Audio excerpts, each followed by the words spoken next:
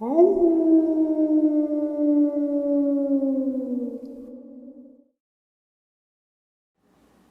and salutations, everyone. I hope everyone is doing well today. Well, last night I shared with you a set of encounters from a couple of subscribers. And I reached out to them, Michelle and Carl, husband and wife. And they graciously agreed to come on and do an interview. And let me tell you guys, these guys are salt of the earth people. Just some of the nicest people you could meet. I cannot wait till you hear this interview. Before we get into it, though, a couple links. As you know, I rely on my Patreon, my PayPal, and my merch to help this channel to continue to grow and go. All those links are in the description below. I also have a second channel for creepypasta, fanfiction, and scary voice acting. Stories that really don't fit on this channel. Now, if that's anything you're into, follow that link and give those stories a listen. You may just like what you hear. Now I've taken enough of your time, and I know you guys don't want to hear this anymore. Let's get on with today's encounter. Shall we? Alright guys, last night I had an amazing 2 encounters shared to us by a retired military couple, Michelle and Carl. Tonight I have both of them on the line with me. Guys, would you like to say hi? Hello. Hi guys. Hi listeners. And they agreed to kind of share their encounters through their words. And also, a lot of you guys know that they were on the comment section, and there was a lot of questions and a lot of things that they wanted to address and clarify. So let's get this started. Now, when you guys were in Arkansas, can you guys give a little bit of layout of the land where you guys were first at? Well, when we were down in outside of Somerville with our friend Austin, it was a small community kind of back in the woods. It was all African American, and it was mostly like old cattle pastures and trees. Okay. It was kind of flat. All right. And rolling hills. Yeah. Rolling hills? All right. So then, Carl, can you tell us exactly what went down? Well, I went in the bathroom to sit down and go to the restroom, and it wasn't a minute after I sat down, I heard kind of a growl snarl, like right behind my head, and when I heard it, I could actually feel like the breath through the window, because the window was open, but it was just one of those little tiny windows that's only like about 6 inches across, and it's probably like 2 foot tall, right behind the toilet. One of those ones that has a little crank thing on the side where you crank it, and the little blades of glass open up, like come up, and they were up and open when it happened. Okay. And then you heard this growl. Can you elaborate on, how it sounded? And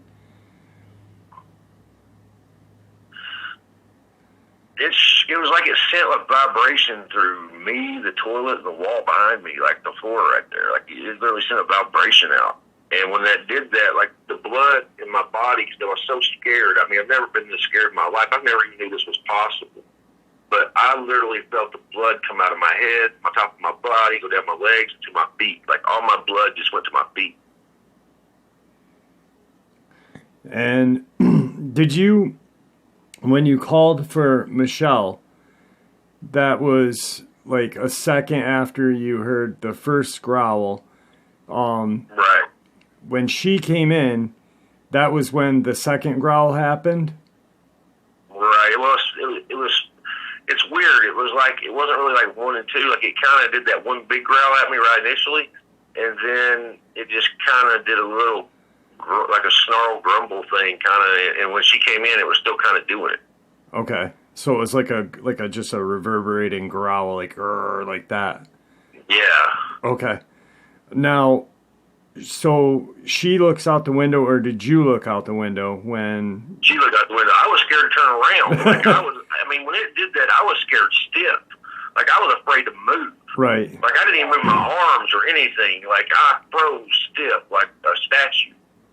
And I was, like, trying to get her attention in there because I was scared to move. And I was like, I wanted to yell for her, but I didn't want this thing behind me reaching through the window and grabbing me or something.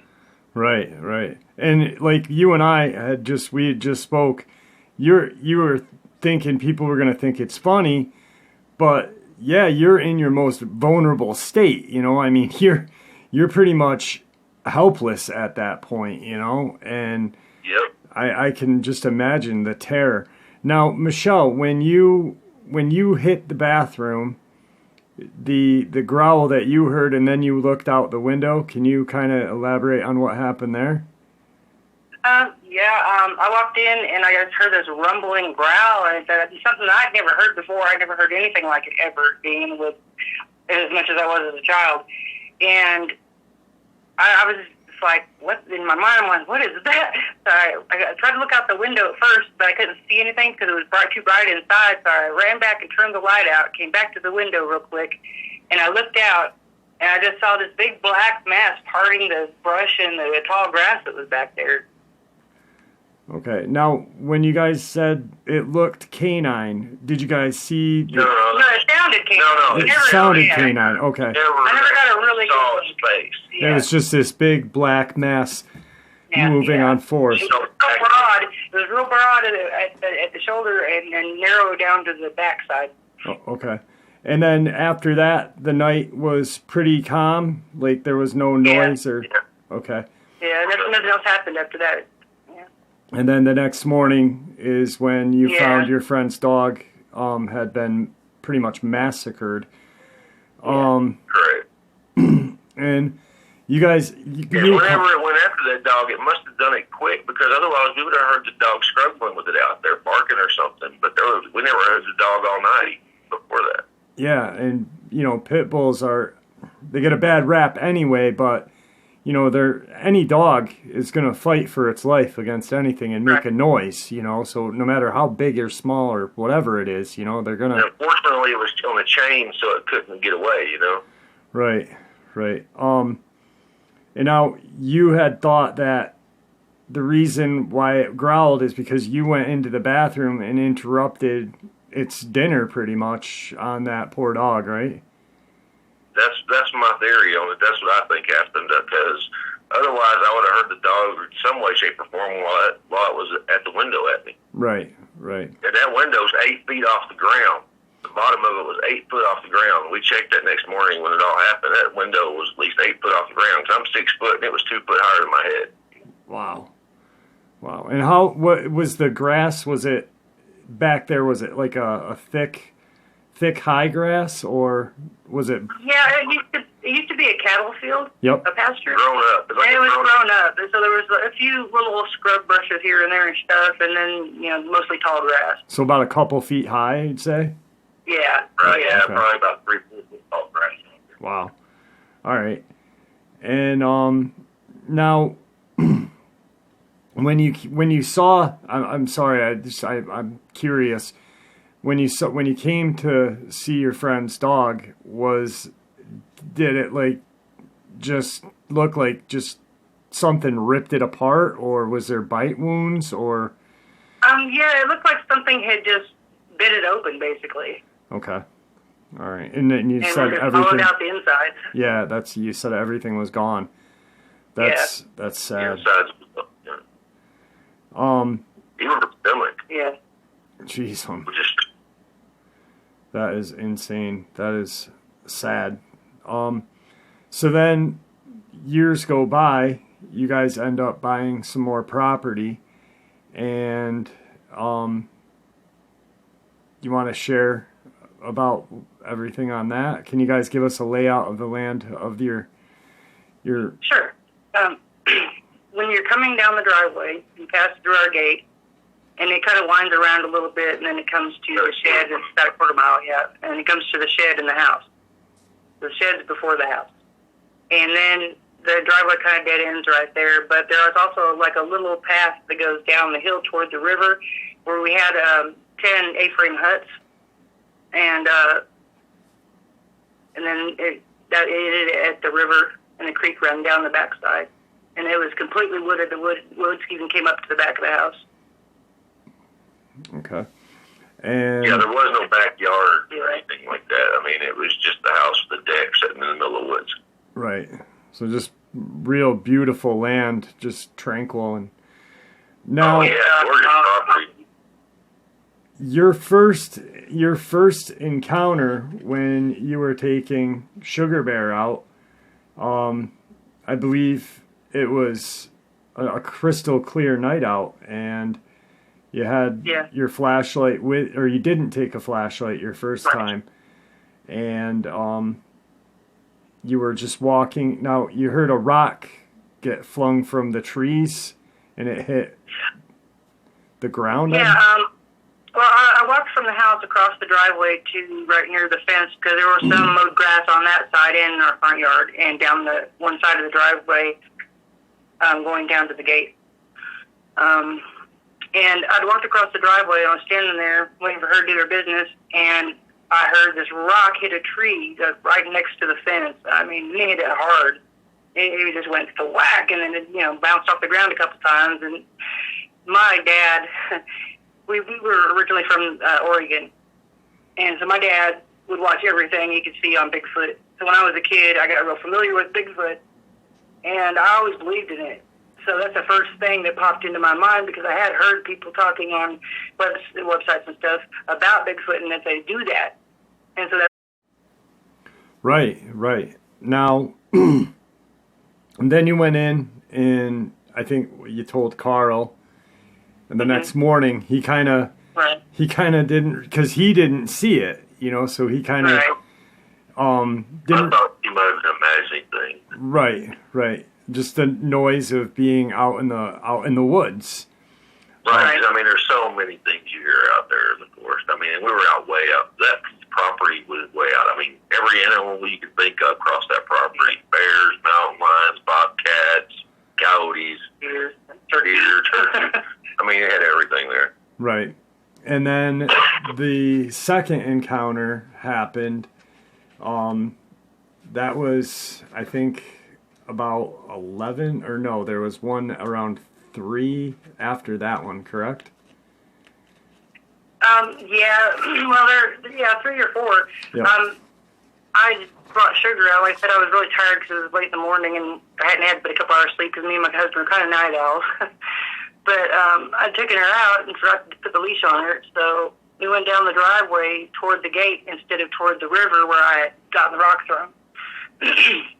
And she was about to go pee, and I hear this big wham on the side of our neighbor's shed across the fence. Okay. And they had the metal buildings, and ours was wood, and it was across the driveway on the opposite side. But yeah, that was over at the neighbor's property, and he whammed on their shed, and it scared the living daylights out of me. I mean, I clicked off the flashlight and dropped it at my feet, and I was like, holy crap, and I bent down and picked up as quick as I could and splashed it back on and turned around and looked, and of course I didn't see nothing, so I figured he was probably hiding behind one of the sheds back there, because they're pretty close together. Right. And it just, thwacked the shed to probably get your attention or scare you a little bit and just watch you. And that went on for about a month. About a month and a half, yeah. But you started bringing out your 12 gauge with you. Right, after the first one.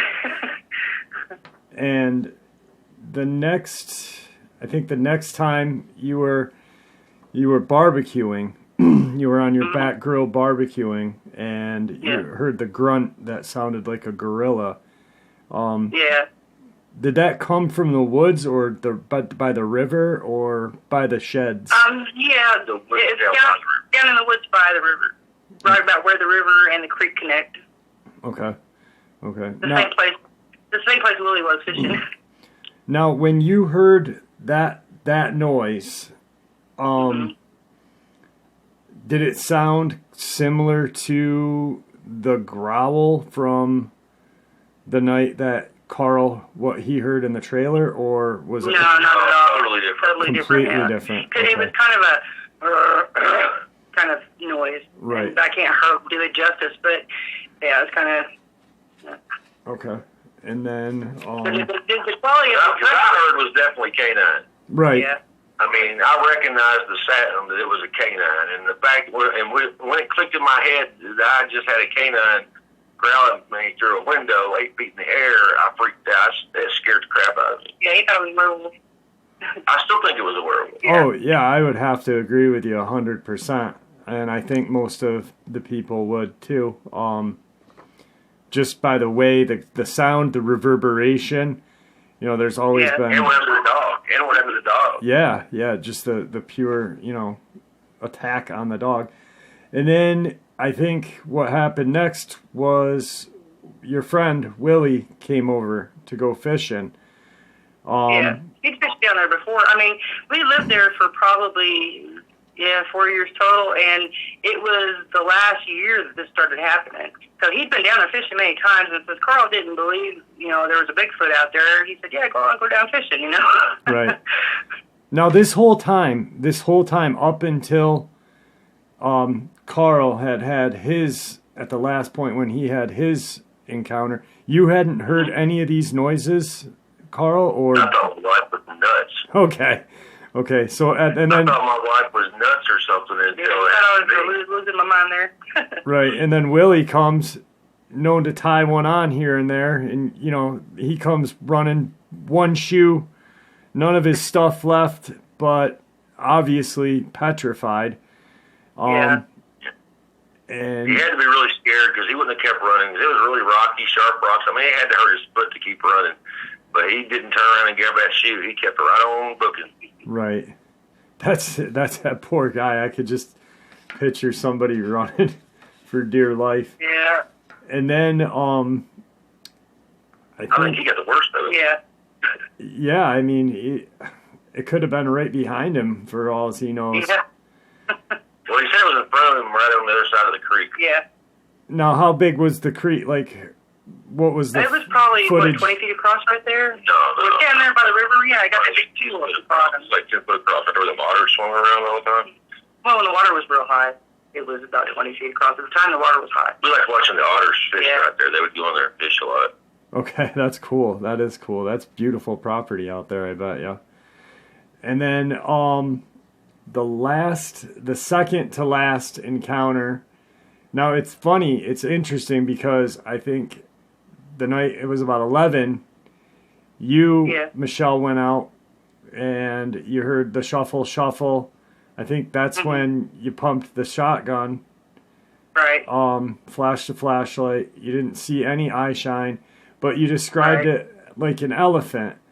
And then it was about loud. a week later, your husband hears it and says prehistoric mammoth, which is pretty much an elephant.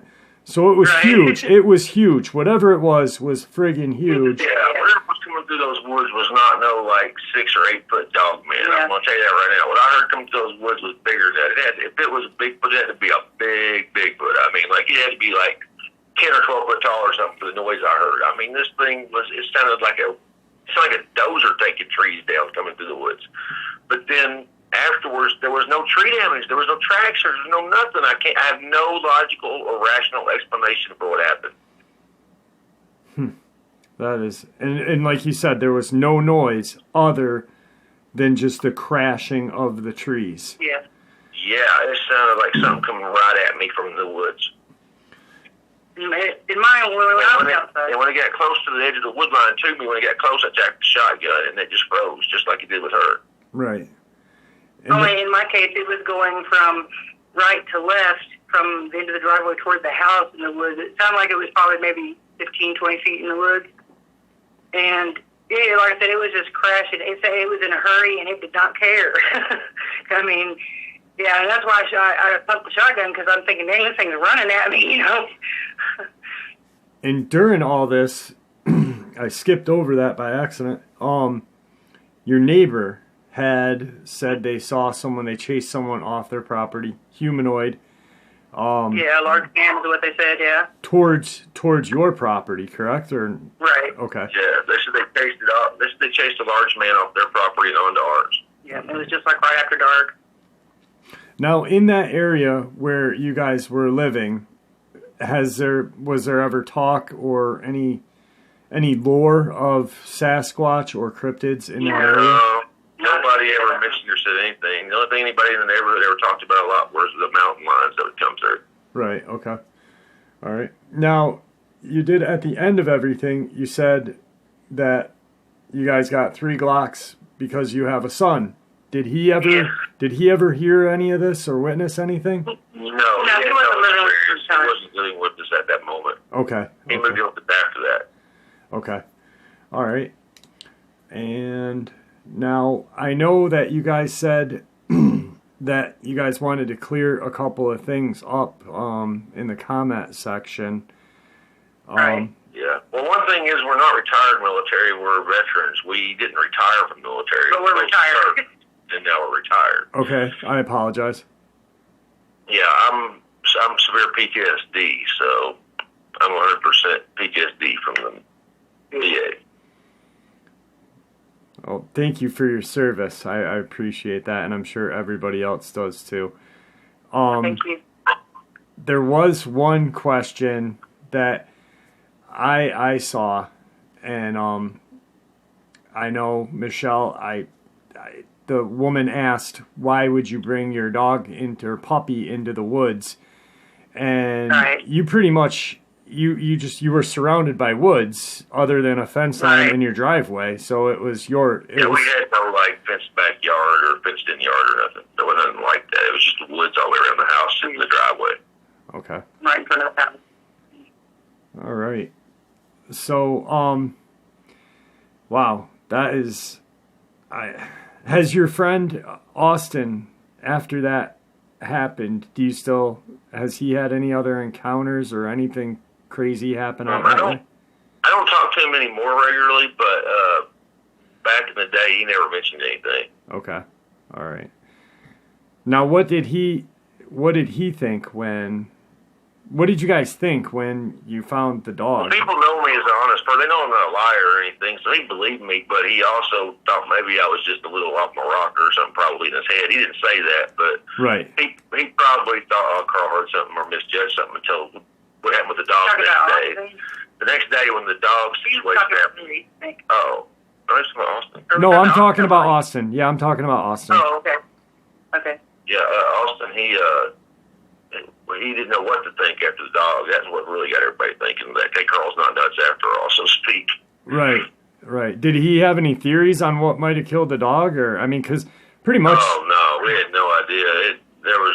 It didn't look like anything we'd ever seen before or recognized. Right, it doesn't match the description of any other attack other than attacks that we hear that are covered up by the news saying wild dogs, boars, or, something else that's... The odd thing about it was there was no entrails or anything left laying around. Like, there was no strong around. Like, it was almost like they just disappeared, like, out of the dog.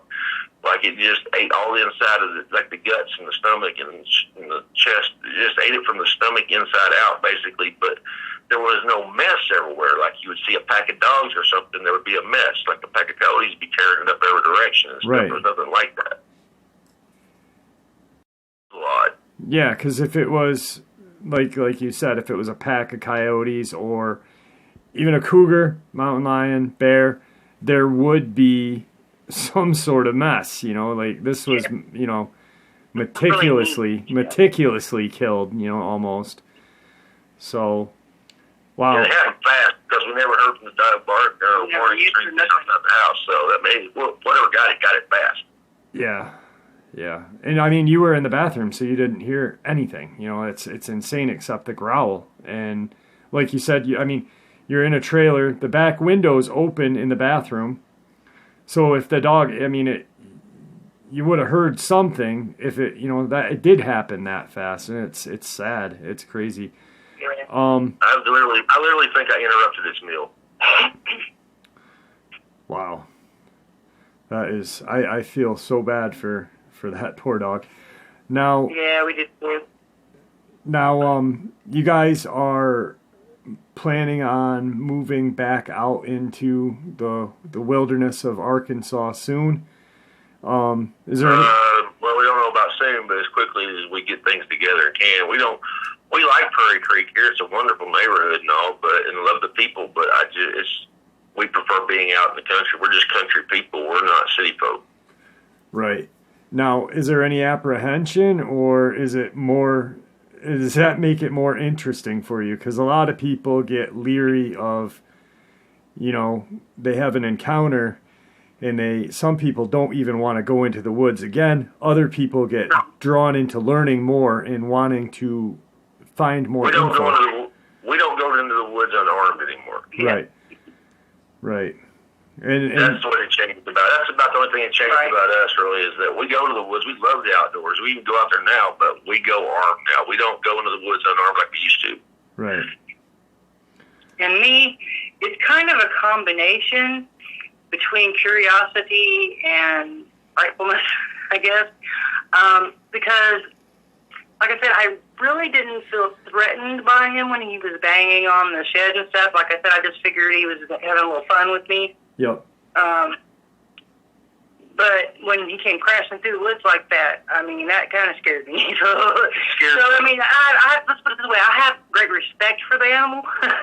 Yeah. It scared me when he came coming up through there. I guarantee you, it scared me. Yeah. It wasn't as scary as the canine thing. Nothing in my life since I was born was that scary.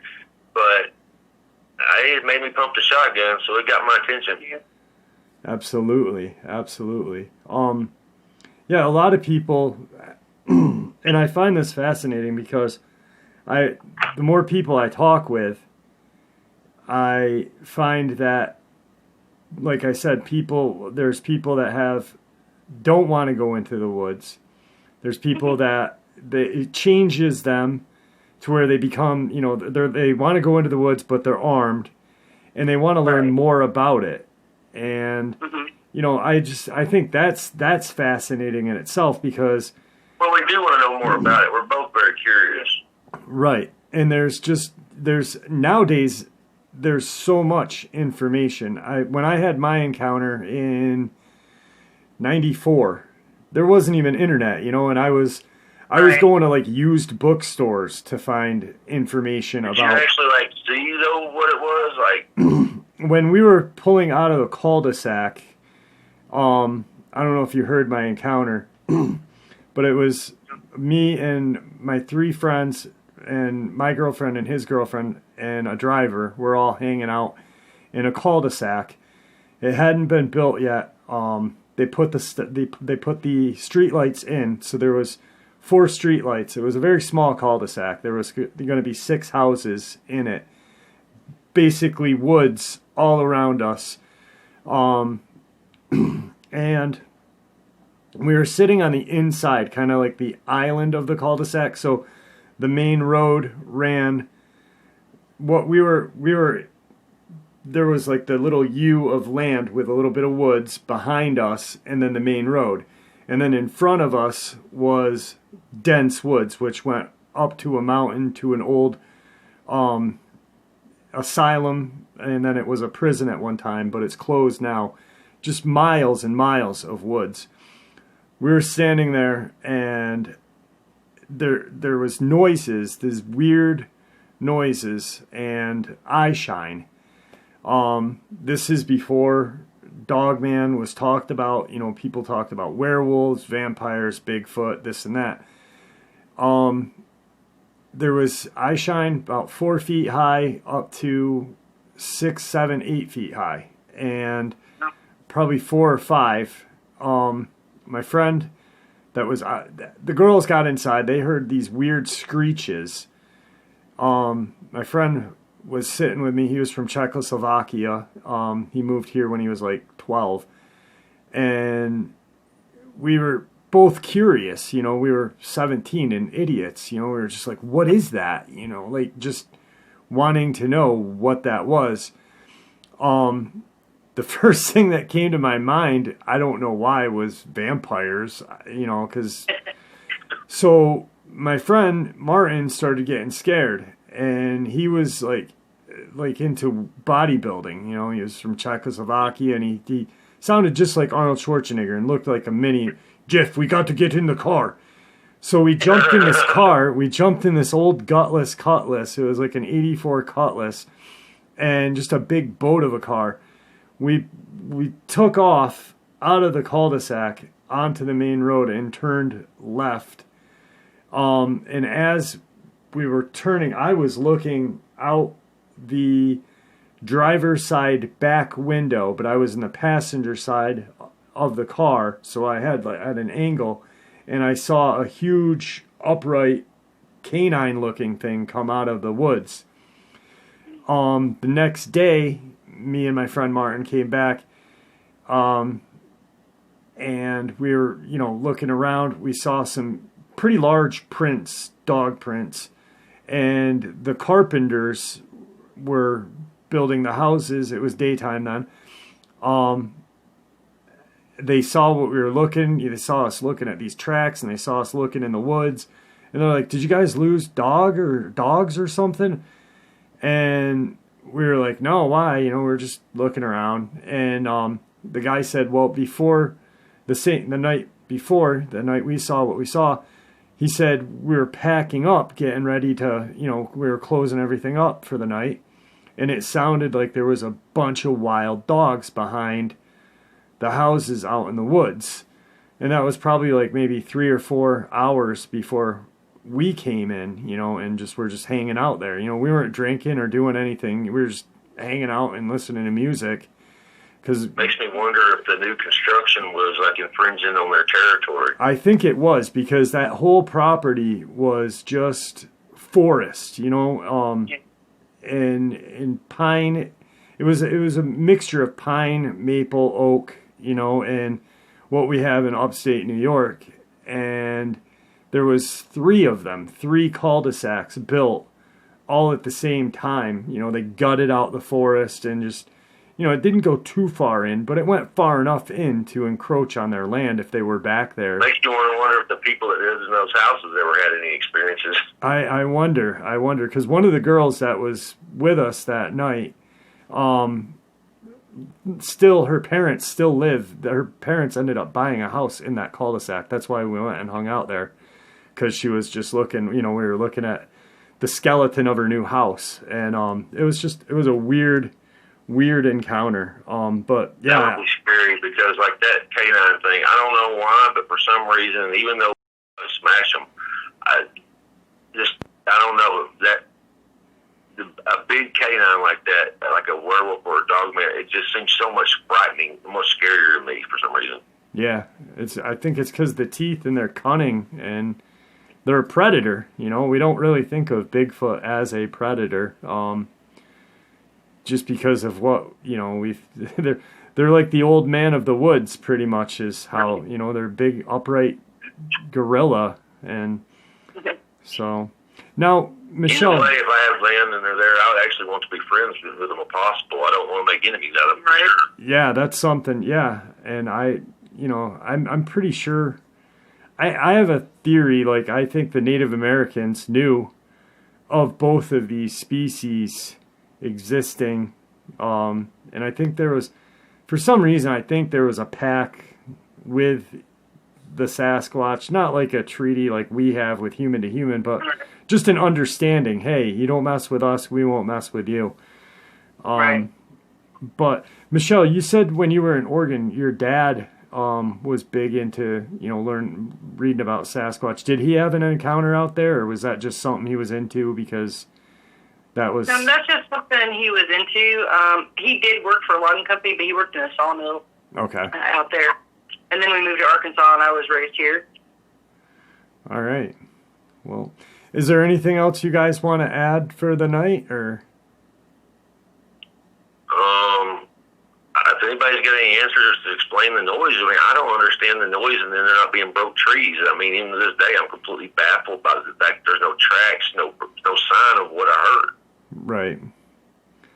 Yeah. It just isn't logical to me. I'm a very logical, analytical person, and that just, my brain still can't wrap around that. Yeah, that is definitely, we were talking earlier, the gentleman in upstate New York, just a couple 100 miles from me, right on the Canadian border. When he was a kid, he heard the woods crashing and went back. There was no sticks broken, no trees knocked down, and it sounds like the trees are just getting taken out. It's a very strange thing that there wasn't anything taken out on. You'd think with all the noise you guys were hearing, you wouldn't have a forest behind your house with all the noise, Yeah, no. You would have thought that he was clearing a road. I mean, whatever it was, anyway, you took there'd be practically a road-sized path through there. Yeah. Sound like there's a boat launch down the river from where we were staying. I'd like to go back down there and see if he's still there, because it has really made me curious. Also, this mostly started in the spring and went through to like the late fall, and I don't know if that has anything to do with anything, but all the stuff at Bush that we think was a Sasquatch, it seemed to have all happened like in summer, like spring, summer, and fall. Okay. All right. Now, what about the one with Austin? Was that around the same time too, or? That was like towards the end of summer. Okay. All right. Yeah, I don't know I'm not really sure what they do in the winter. I mean, that's a pretty good. Always wondered what they do, if they just cave up and maybe they hibernate. Yeah. Or just stay in a hidey hole somewhere and stay warm. Collect as much stuff to, eat and sustain for the winter. But yeah, that's definitely a strange one there. Well, if you do go back, Michelle, obviously you're going to be armed. Please stay safe, and keep us. I don't want to go back by myself. I'm hoping. Well, it's not our property now. Yeah, we didn't might have to go down the river. Continue buying the land and let it go back to the guy. So right. It's also his land now too. It's not ours. We don't own it any longer. So, but we can't go down there to the river. Yeah. But I can't get everybody to go with me. I was telling Carl I wish Barry would come and go with me. Well, if you do, please be careful, and if you see anything, please keep us in the loop on that. I will. So, if anybody has any questions, tell them to throw in the comments, and we'll read them and check them out. Yeah, guys, if you got any questions, these Michelle and Carl, obviously, a lot of you guys, you had some great conversations with people. I hope maybe if someone can, shine some light. By the way, there was somebody that made a comment on the comments. He was an Army Ranger. He had something happen to him. I would like to hear his story in full. The Army Ranger? Yeah. I'm hoping to get, there was a subscriber. I think his name's D.D. Keggs or something. Yeah. I've seen him comment, and I've tried to reach out to him. Hopefully, because I saw you guys were talking. D.D., if you send me your encounter, and because I do have another person who had an encounter while he was in Afghanistan, and it happened. He was a Marine in Afghanistan, and they saw what they were doing night patrol, and they saw something jump from the top of a building down onto the ground and run through the street. They had their night vision on. I've narrated that encounter on the show. He said that we're Christians, and I don't mean to be religious or anything. We kind of have a theory that maybe the veil is thinning, and so these things are becoming more and more seen. Yeah, that could be true. Definitely 100%. There's, we don't really know why there's so many encounters happening. Part of me wants to say there isn't, but with the internet here, we can get more encounters shared, but it just seems like there's more and more encounters, and they're just it also could be that we're encroaching on their land as we populate. Yeah, and they're getting brazen, with the attacks on people, the the teacher, the doctor in Georgia, the teacher in North Carolina, the boy in Kentucky, and then the news just covers it up. You don't hear anything else about it, and I don't even know. It's crazy. Well, they call it a bear attack or a cougar attack, or they even code words for that stuff. Even on the radios, they'll call it like black bears or black cats, or they, you know how it is. They got codes. Yeah, black dog, black cow, or something, and just like I did an upload about it about a couple months ago. The nurse, the home healthcare nurse in Texas. You're obviously an intelligent guy, and you've been in the woods. You definitely, if you hear a bunch of boar coming, you're going to get back in your car, or at least jump on top of the car. There's no way. Come on, get in the car up a tree. Yeah, there's no way that a pack of wild boar, killed that woman in Texas on Thanksgiving, as she was walking into one of her clients' homes. I don't buy it. It's not. There's just too much nothing makes sense with these attacks and their answers. There's a lot of these stories out there that don't make a lot of sense if you look into them. Yep. And I've done quite a few, encounter or episodes about it. It baffles me. It really does. Am I allowed to ask anything about Victor? As of right now, no. Okay. We just hope he's okay. I actually believe the man. I don't know if he's real or not, but I think he's real. I do too. I do, and we can discuss it after we get off the phone, or the interview, the upload's over. But that's something right now I cannot share openly. I just gotta understand. So, is there anything else that you guys want to add? No, I think it's just be careful when you go out in the woods. There's things out there that you might not believe are out there. All right, guys. Thank you for coming on, and God bless, and thank you for your service, both of you. I really appreciate it, and I know everybody in the subscribers do. Appreciate it. All right, have a great night, guys.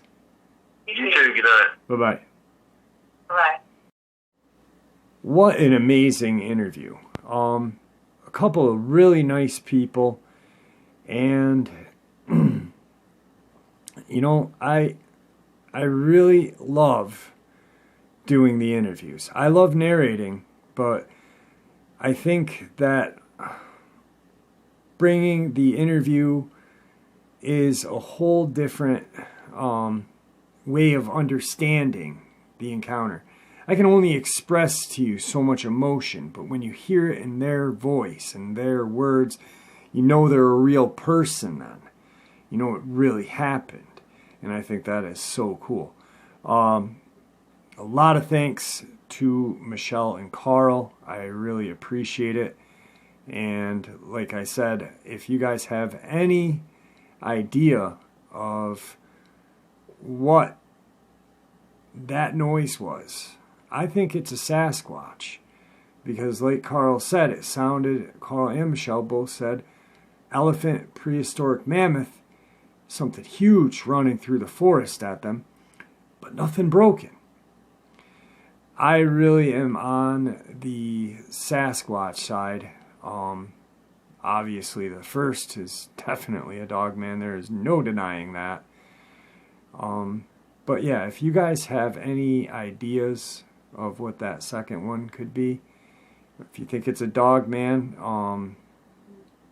share with us why you think it may be. Other than that, what a great interview. So, a little update. I am going to be interviewing our friend Lewis, and he is out of the hospital finally and has agreed to come on and share the rest of his encounter. And I also I got a hold of the woman from Idaho, and she is going to share her encounter with us. I am so excited with all of these encounters. Just, it's like it's coming together.